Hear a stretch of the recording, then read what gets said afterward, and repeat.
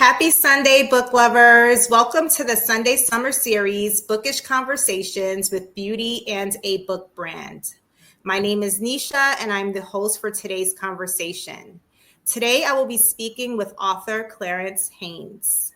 Clarence Haynes is a native New Yorker. He has worked as an editor for a variety of publishers.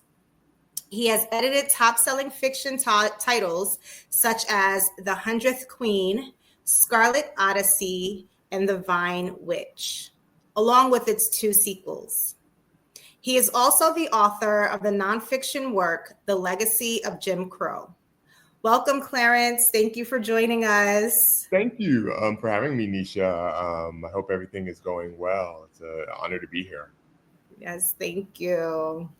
Can you share with us the moment that you realized you wanted to become a writer? I knew that. Well, honestly, it was an extensive, extended process. I've worked for many years as an editor.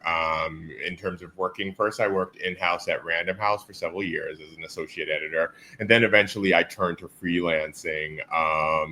And connected to beauty, a lot of people don't know this, but I modeled for a little bit, and was also I was also in the performing arts, but I always turned to publishing in terms of doing freelance editing work. And so I've done that well for the past decade.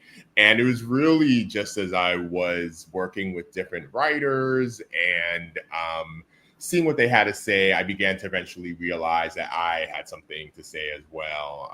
I work primarily in what we call speculative fiction. So that includes science fiction, fantasy, horror. One of my heroes, Octavia Butler, who I met her before her death, and she had told me that I should write, that my voice was needed. And so it took me a while, but eventually I was like, yes, I will do it. And so hence that's my, I realized in terms of your introduction, I should say, so hence why, one of the reasons why I'm here is that my solo debut novel just came out last month, The Ghost of Gwendolyn Montgomery, which is about a high-powered publicist who has a secret mystical past and who is obsessed with beauty, the fashion world. And as the book unfurls, we begin to learn more about her past and why that is, what's fueling her obsessions.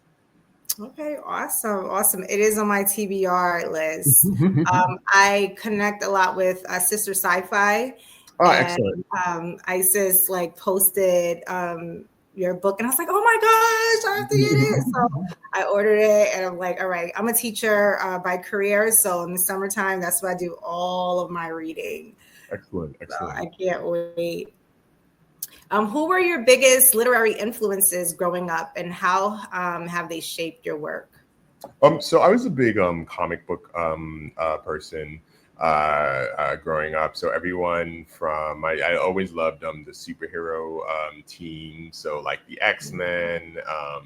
The main writer there was Chris Claremont. There was a series called The New Teen Titans. The writer for that was Marv Wolfman. Legion of Superheroes. Paul Levitz was the writer for that. So that was like sort of my first introduction in terms of like fantastic stories. And then as I got older, as I mentioned, Octavia Butler is a big hero. Toni Morrison is my all-time literary hero. A lot of Black women writers, Alice Walker, Gloria Naylor, Paula Marshall, really influenced my work. And then over, just in terms of science fiction, fantasy, horror, speculative narratives in general, just across the board, different types of books, but also TV, film, I draw from everything. So in terms of what goes into my writing. So that's awesome. And I like that you said you take a little bit from, all different aspects of literature and TV and film, and then use it as a muse. So that's really good and inspiring, because a lot of writers and people who aspire to be writers watch our interviews and stuff. A lot of writers come on our retreats. And so I find that like the Sunday Summer Series has been more of like them, like, just getting inspired to continue on with their journey as Oh, good. Yeah, yeah, writers. yeah. I always just feel like for writers, I know sometimes people feel like, oh, it needs to be, your influences need to be very much like this type of book and this type of Yeah, author. I think you can draw from so many variety of things, really. So exactly. Yep. What would you say your writing routine is like? Like, do you have any quirks or rituals that help you to get into the creative zone?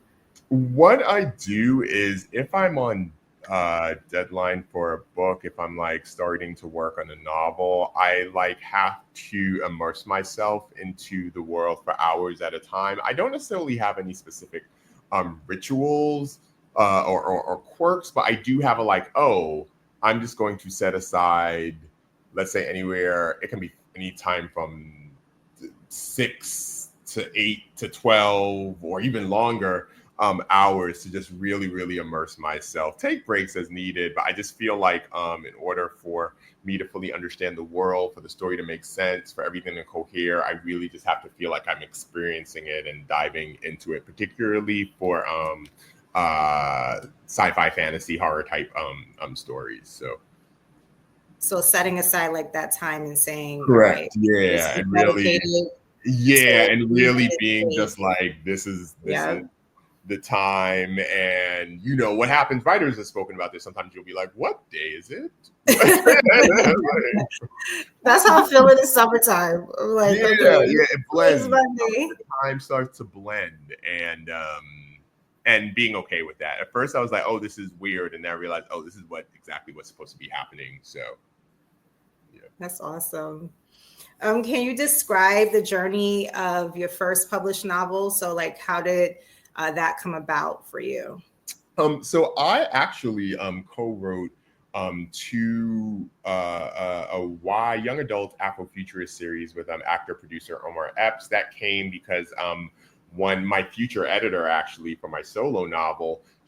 I've done freelance. People know me in the industry as a freelance editor, but they also knew that I was starting to write and that sci-fi fantasy is my thing. And so she connected me to his agent, and we connected, and he presented his ideas, and it was I helped to basically format it so it would be appropriate for books. And then for my solo debut novel, it was already an established relationship that I had with my publisher editor, because I've done quite a bit of freelance work for her as an editor for her imprint. And so my trajectory with publishing is a bit different. Most writers, they have literary agents. I have agents who I work with for different projects, but most writers, they're going to have a literary agent who's going to represent them to different publishers, and then that's how they're going to sort of become known and get their book shopped. Because already had established connections, because I worked in the industry as an editor, I sort of had a different, sort of more internal route. So. Okay, that's awesome.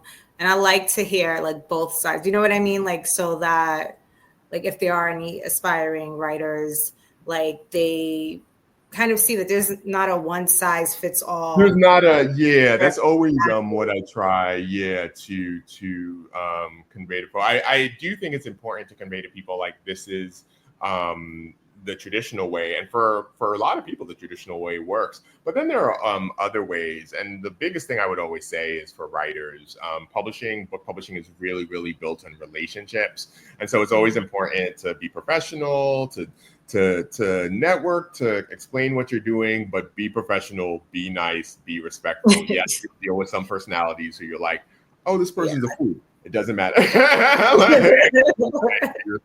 Now, do your thing. So just build those really solid relationships. They'll come in handy. Yeah. How do you handle writer's block, and what advice would you give to aspiring authors who are facing this challenge? I don't have writer's block. I tend to have puzzles that I need to figure out. So, for Okay. instance, I'm very good at characterization and world building. I'm not as good at creating plot points and being like, this needs to happen by this point and this, and then this twist. Like I have to really, really think about it and then connect the dots and try to figure out how to create a layered narrative where everything again coheres. And that's not something that comes naturally to me. So that's something that I have to usually take time out and sit and meditate and almost like figure out the puzzle and connect the dots. And I know some people, writers, use cue cards or special programs. I can do it in my head, or I'll do it on just general Microsoft Word, but I do have to like map things out and figure it out. And so it's just a matter of taking time. And if I think so, like that's my thing I have to take time with. Other writers might have something else. I know other writers are much better than me at doing plot and structure. They can do it more quickly, and then they might need to take time with their characterization or their world building, or if it's speculative fiction, explaining powers, that sort of thing. So figure out, like I always say, like figure out what's the thing that it doesn't come as easily, and then just cultivate time so that you can really then figure out what you need to figure out so it's top notch.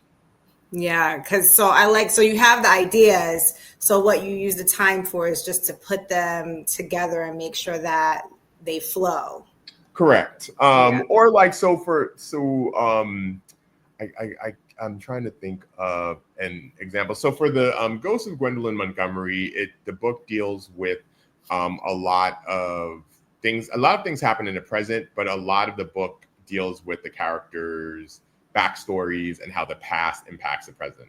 And so I had to figure out, how can I like bring plot points from the past into the present in a way that reads well, that's not slowing down the book. If what I said, what's happening in the present, then has to have a connection in the past, what things are important. And then if this exciting thing needs to happen by this point in the book, how does that connect to the past? I think that was like something I had to sit with. So okay. How do you approach character development? So what would you consider to be essential in creating compelling characters? It depends on the book. I love just thinking about observing people and then drawing upon just observations around how different people operate in the world. And then, of course, I never just like take someone and put them exactly as how they are. But there's always inspiration. And then also in some ways, there's a little bit of myself in many characters. I don't know if I would say all characters, but in many of them, there's just little aspects of myself that I'm able to spread out. I also use music sometimes. So for this book, I wrote an essay about this. For this book, my editor said that my characters were coming out a little flat. Interestingly, even though I think of myself as more of a character person, perhaps I focus so much in trying to get the plot right. She said, "Oh, the characters aren't reading as deep as they need to be." And I was like, "Really?" And I was like, "I'm the character person." So I sat down and they both were people who are dealing with, the two characters in the book are named Gwendolyn and Fonzie. Those are the two main characters. They're both dealing with a lot of suppressed longing. And so I needed to I use music to like get emotional, to figure out like how to like be where they are emotionally and how to have that longing show up on the page. So I listened to a lot of Toni Braxton and Babyface from the 90s. Yeah. And just let it sweep me away. And then it came. Because those songs from those two are like big. The emotions are big and over the top and dramatic, and they don't hold back. And I was like, that's what I needed to put into these characters, and then have them hold back, like have them suppress all that stuff. So that's awesome. I like that process. And I feel that like with music, it is so powerful. So using that tool is like, that's awesome. Yeah. I just think, and I think particularly music from the diaspora, emotion, like it's yes, in terms of operating from the heart is such an integral. It's so important to to so many songs, artists. Like I realize it's really important to my process. So what themes do you find yourself repeatedly like exploring in your work? So my obsession is the past, how the past impacts how we live. If you don't reckon with your past, if you don't sit with the ways in which you've been hurt, most of us in some way had to deal with something. And if you don't really sit with whatever that something was, if you don't grieve over what we lost or what we didn't get to experience or accept that we can't change what happened in the past, it gets in the way of us being like our fully actualized selves, our fully, whatever strength, however we're fully supposed to exist in this world. The past will get in the way, and it will also impact our desire. It will impact the decisions we make when it comes to relationships, to emotional intimacy, physical intimacy. And so that's like my big thing that I notice with my writing. It comes up continuously. So why do you think that resonates with you? Do you think that like once you discovered that it was something that you felt needed to be shared with the world? Why do you think it resonates with you? I have, I approach things from a couple things. I approach things from a psychodynamic perspective. I studied psychology with Black studies and literature in college. And I just think generally our experiences during our developmental stages when we're young have a profound impact on how we move through the world. And I just don't think that's sufficiently talked about on the day-to-day. Certainly people who go into therapy, deal with this. But I think on the regular in the world, like people sometimes just operate like, oh, this person's just like this. And I'm like, there's a reason why this is like this. Even if there's a biological predisposition, some other things happen that, inform this person's choices. And so I just feel like that's not sufficiently explored. And I just feel like in terms of my work, I want to do that in sort of like these like fun speculative fiction stories. And then my own like personal journey in terms of figuring out like sometimes like, why am I making these decisions? This isn't I feel stuck. Why am I drawn to this? This doesn't make sense. Stuff you need. I love that. I think that is really great because like you said, like a lot of our past does determine how we move in the world, what decisions we make. I tell my students that all the time. I teach high school English and I teach 9th and 12th grade. So I get them in as freshmen and then I see them go out as seniors. And I notice that my students who typically have like, a lot of trouble and things like going on at home, as they develop through high school, like certain behaviors that are exhibited are sometimes like more risky, so I do like the move towards the mental health aspect. And at my school, like we have like for PE, they have like a mental health unit where they go to like a mental health class for, I think, 2 weeks out of the semester. And they get to just process some things. And then they also have therapists and stuff on standby for students who may not necessarily have like an IEP, like, because before, like that's, those are the only students who were offered those services. But now any student can go and receive support in that way. So I do like that. It's great because even if, let's say a young person, a student isn't like able to like be like, oh, you're going to be now in therapy for the full year. What happens is like, once you start to like introduce these concepts, I think it allows young people to connect the dots, to realize like, wait a minute, the fact that I'm acting out or that I'm drawn to this, there's something, if something's happening at home, these things are related is not, there's a certain level of self-awareness I truly believe can develop. And, and I think it's hard because I know young people should never, what some young people go through, they should never they should not be going through. But I just feel like if it is what it is, then what are the tools that can be given to them so that they can, when they're free of whatever it is they're having to endure, they can, really process it and make better life, make the best life choices they can make for themselves. So yeah, and I feel like it gives them hope, yeah, exactly.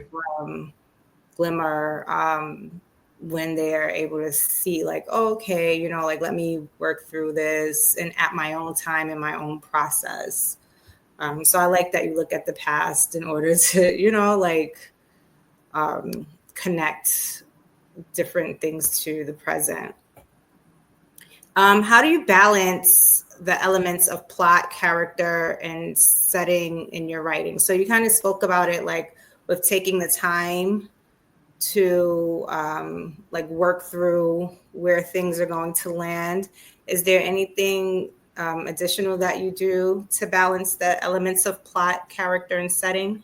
It's it's a dance. It's just as I work through successive drafts, then I sort of see like usually the earlier drafts, things are in balance. Things need to be something isn't fully there, and then that needs to be further developed. That's where my editor is really essential in terms of helping to identify those things. So it's always sort of a dance. I don't necessarily have like a concrete answer around like what that looks like, what the process looks like. It just depends on the book and what I was focusing on in the first draft. I notice I do tend to really get the world building together. For me, that's super important. So I think I tend to overwrite, and then I have to take out some things so that the plot is clearer. And then with Ghost of Gwendolyn, it again, the characterization becoming deeper, that came in a bit later. So okay, awesome. How do you stay inspired and keep your writing fresh and engaging? Oh, I just observe. I try to listen to my heart. It's a little easy because I write about us. I write about Yes, Black folks, the diaspora, where my family's from, where I grew up. And so we're still pretty, even though it's a lot better than it used to be in terms of like how we're represented in speculative fiction, it's still nowhere. It's not where it should be. And so I just always feel like, okay, well, I just know the stories I'm going to tell. They're not, really out there. Like there's not, so a lot of the novel deals with like my Panamanian American heritage and New York from a certain time. And then it's this fusion of like urban fantasy stuff and horror stuff. And I was like, I just know, and a little bit of romance, a little bit of mystery. I was like, I know no one's mixing this up like this. So that's nice, like yeah. So it puts less pressure on me. I think what happens though is then because it's unfamiliar sometimes to some people, then it's a bit more of a sell. Like I have to do more explaining. But in terms of like feeling inspired, like I just feel like, oh, I can just draw on these parts of my life that I know are not really put out in the mainstream and just out there. So. What, in your opinion, what is the most rewarding aspect of being an author? Getting to be creative, it's two things. Getting to be creative, getting to like think of these stories and fantasy and edgy things and sexy things and put them on the page and share them, and then getting to talk to talk to readers about the story. So like Saturday was my first discussion with the book club, and so it was it was just really rewarding, and I just adore that. So that's awesome. How has the publishing landscape changed since you started, and have you adapted to those changes? I know you started in publishing, so how do you feel it's changed since you've started? I think there's publishing is still sometimes super traditional. It can be super rigid with things. But I would say that there's more flexibility. There's less of rigidity around you have to like tell a story in this certain way or only these type of stories deserve to be told. Again, like I just said, it's not where it should be, but it's definitely a lot better than it used to be. Like when I started in publishing, I could count on one hand, like or barely, needed two hands to count how many Black people were like doing horror, sci-fi, fantasy, and now it's there's a lot of us, and that's heartening. To see that there's an understanding now that there are so many stories that deserve to be told. I still want publishing, and I don't know if I've had to do much adapting. I've always just tried to gravitate toward what works for me while being practical, making sure I'm getting projects in. So yeah, that's what I would say. What role do you think social media plays in an author's career today? Pretty important role, as you can imagine, but it depends. I would say, there are some authors who are just, one of my division mates, Kennedy Ryan, we're both under Grand Central Pub. She's with the Romance Imprint Forever. And she's an author who does the thing with her social media, and then also off social media, she works so hard. She works so hard. And ideally, I think that's what we're supposed to be doing. I think with social media, I think the sky's the limit in terms of what you can do as an author and how to promote your book and how to showcase, get to as wide of an audience as possible. What I encourage authors to do is think about who you are and what's going to work well for you and balance that with what's effective. So there are like, some authors who have a more like zany personality. And I think I have like a pleasant persona, and sometimes I'm a bit silly. But there's after a while I realized, there's just going to be a certain vibe that's going to work well for me. And that feels like authentically me. Yes. And so that's what I just would advise authors. Like, you can do the thing, you can create campaigns, you can create skits, you can do the thing. And I encourage that, but make sure it's you. Make sure it feels like authentically who you are. And then if it can be unique as well, if you're not just following sort of what everyone else is doing. So exactly. I like that advice. I feel that a lot of people, especially with like TikTok and things, like they just try to go with the trend. But like as a person, we started our virtual book club in 2017. And a lot of people joined that book club because, they didn't have time to go in person to, sit down with friends and read or discuss a book, but it was like their favorite pastime to read and talk about a book. And so we do a lot of polls and stuff on our virtual book club platform. And a lot of people, they always say like, oh, I like that this author just connects with me. So it's a lot of it, is the authenticity of the person. Like, people can feel that. So I do like that. Absolutely. Yeah. And you'll find your audience. That's what the thing that I'll say, as opposed to it'll be just draining if you're like having to like pretend to be someone you're not and then cater to people who you're like, I don't want to be talking to these people, as opposed to you're being really who you are, and there are people who appreciate it, and you can just be who you are and create a community. So that's my biggest advice to anyone. So how do you feel about book reviews, and do they influence like your future writing projects? So like the It's so funny. I can't look. My publisher has forbidden me.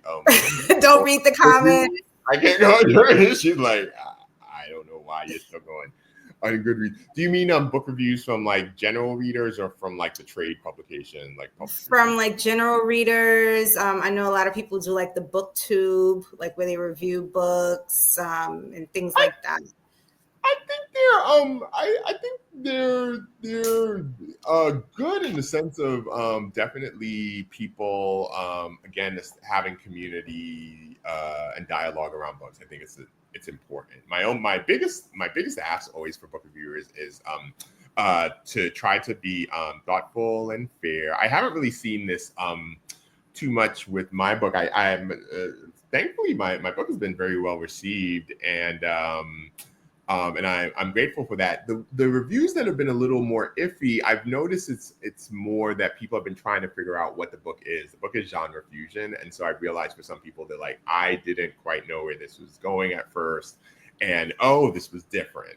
And so I understand that. So I always just want people to be thoughtful, and I think for the most part, I think reviewers do that. I've sometimes noticed, not necessarily for Ghost of Gwendolyn M, but like books I've edited where like someone, like for the Vine Witch you mentioned, like someone I think once gave the book a 1 star because they were just like, well, I don't like wine. Because about it, and I was just like, hey, listen, we have a subscription box, and like we sent out like candles. And people, the same thing, they'll be like, I can't burn candles because I'll forget them on. So I didn't like this box. And I'm like, yeah, so you're like, well, what? Yeah, so things like that where that's not fair. And then accuracy. Sometimes I have seen there was a professional review once that I saw something of a previous book I wrote where it was inaccurate. It was literally like they said something about the book. I was like, "Oh, that's not true. That's not in the book." I don't know where they. Like, which book did you read? Yeah, so that's always my 2 biggest things: accuracy, and then where is the review coming from? Is it like a thoughtful read? So. What would you say is the biggest challenge for authors today, and how can they overcome it? I think maybe just for first-time authors, if you're not a well-known entity, or your book hasn't been chosen as like sort of like on the bookseller landscape as this is like the big one of the big books to look out for, or being pushed by your whatever publishing house you might be with as a big book for whatever reason. I think to get yourself known, to how to like stand out from the crowd and how to get copies moving. And I think the way to deal with that, I can speak from experience, is you have to promote, connect, really be as open as you can to just getting the word out there, and again in a way that feels comfortable to you. I know for some writers, some writers are introverted and they get into writing because they want to be dealing with people on the time. Then when you're like promoting your book, you have to deal with people all the time, and so I know that can be challenging for some writers, but in whatever way you can sort of parlay that, I think that would it's helpful, because I just think a lot of times it's not that people don't want to support a book or wouldn't be into it. It's just sometimes the readers don't know. Like if you walk into a bookstore and there are certain books you're just going to see over and over again as like this is what they put at the front of the store. That's like the hot book, and then others you might see here and there, or you only will see like tucked away in the shelves, and so then it's hard. I always encourage. So I'm from Brooklyn, born and raised. My husband and I moved to California, and we lived in California for 6.5 years, and then we recently moved back in 2021 to New York, but we moved upstate. So this district that I'm with, a lot of the books that they were reading were classics, a lot of classics. right? And so when I came in, because, I'm coming from teaching in California, coming from teaching in New York City Department of Education. So I had all of this experience. I was like, oh, like, all right, these books are great, but let's add these as well. And I felt that because, a lot of the adults were not really comfortable or maybe even knowledgeable about the newer books or books from various authors. They just kept everything the way it was. And it was kind of a struggle, like, to push to, get some books in.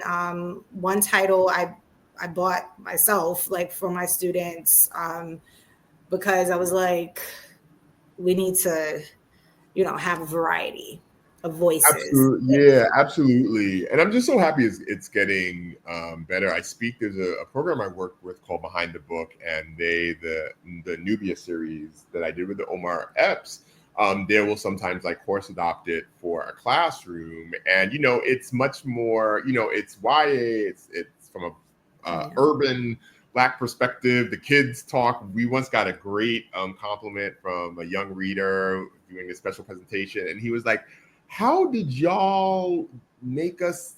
It sounds like how teenagers really talk. How did y'all know? Because he was trying to say, "Oh, y'all are old." How did? Like, we're like, hey,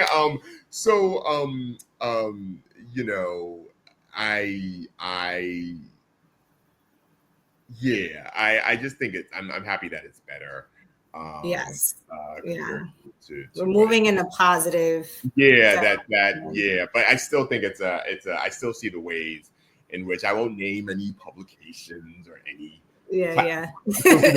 same type of book keeps on getting put in like, oh, this is the, and I'm like, I was like, okay, so. And it's a disservice, I think, to young people in terms of like. And that's that was my argument. Now they saw and see that the kids are interested. Like they look forward to. I have like a book club unit, so where they can. I take them to the school library, and they're able to choose their own books with their friends and read those books together. So they see that the students are engaged and they're excited about reading, which wasn't really happening before. So it just takes, like not really being afraid to have a voice. I know sometimes it's tricky because of the politics that, but what upcoming projects are you excited about? And can you give us a sneak peek? I'm excited about a project that I can't talk about, but there are things on the horizon. Okay, all right. So definitely follow Clarence Haynes so that you can stay up to date with exciting upcoming projects and his current book that is out. If you could collaborate with any author, living or dead, who would it be and why?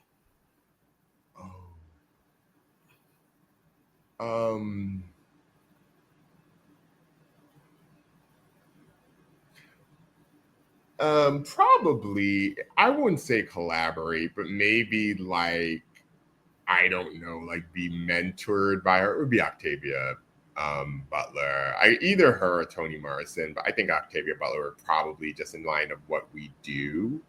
Or maybe if I could like say like have like a summer internship where the first half would be Octavia, the second half would be Toni. I don't know if I would have I feel comfortable saying collaborating, but just in terms of like some sort of process where I could really like learn more about craft from them.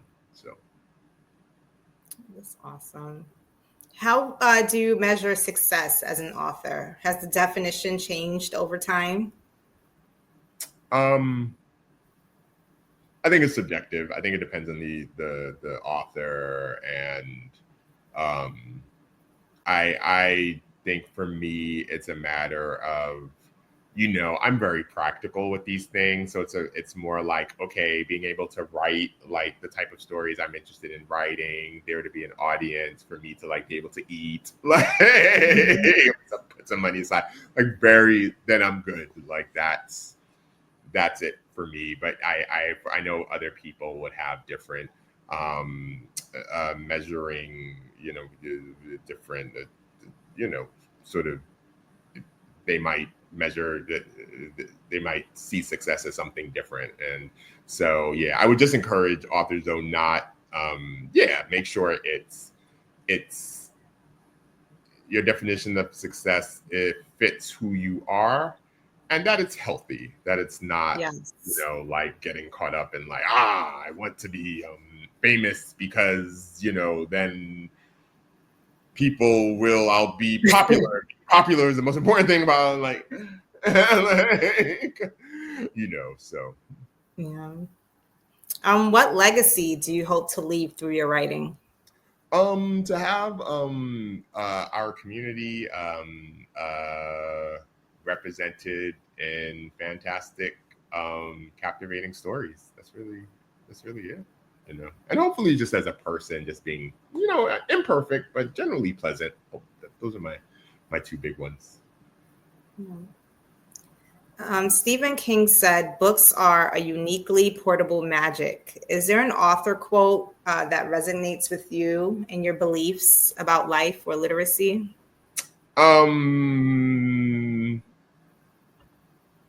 Let me get back to you on that. I will text you that. Yes. Because so many quotes. I'm like a quote person, but then I'm like, okay, there's so many quotes that is like jumbled in my head. That's what, like, and I'm a stickler for trying to make sure I get it right. And then I know I'll say the thing wrong, and then there'll be like someone. Be like, no worries. If you could create a cosmetic product inspired by one of your books, what would it be, and how would it reflect the themes or characters in your stories?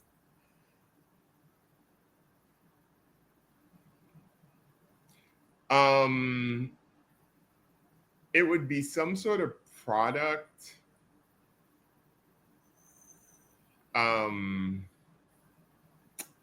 that would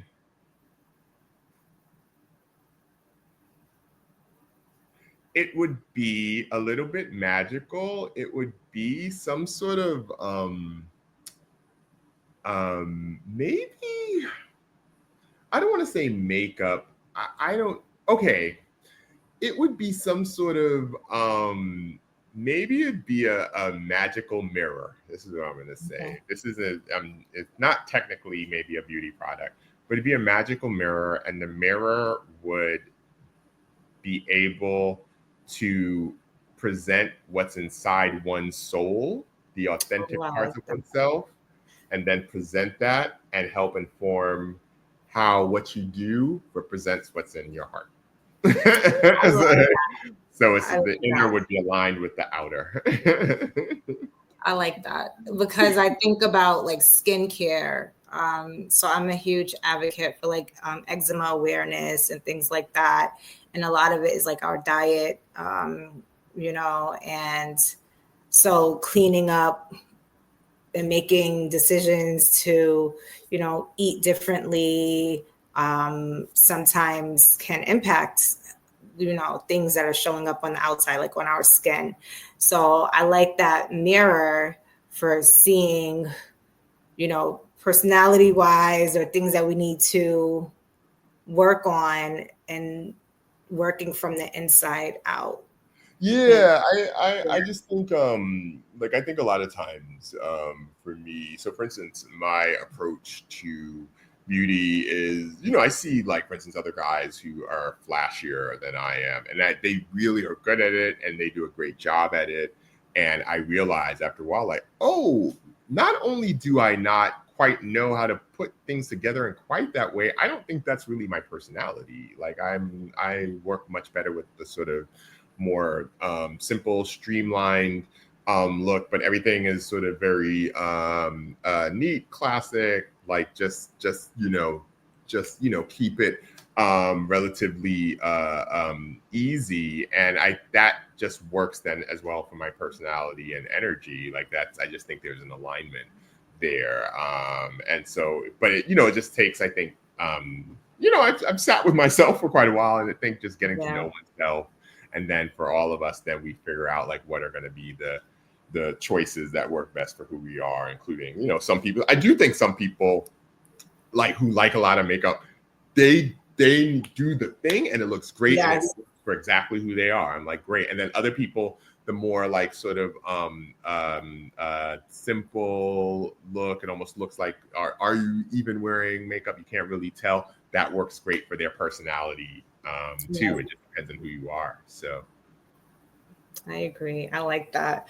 Because we send mirrors in our subscription box, and I always tell people like cosmetics is like an array of things, from fragrance to, you know what I mean? Like, so that was good.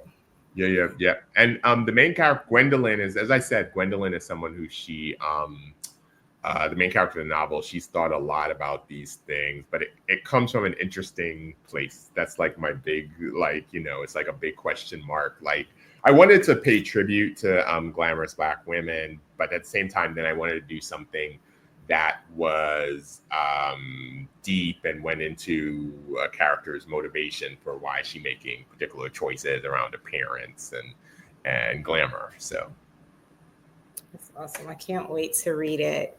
Thank you so much, Clarence, for joining us. So this interview will air on Sunday, August 3rd. So we'll have like comments and stuff where people can like write and ask questions, and we'll start doing promotion this week and tag you so that, you know, like the social media community can share and ask questions.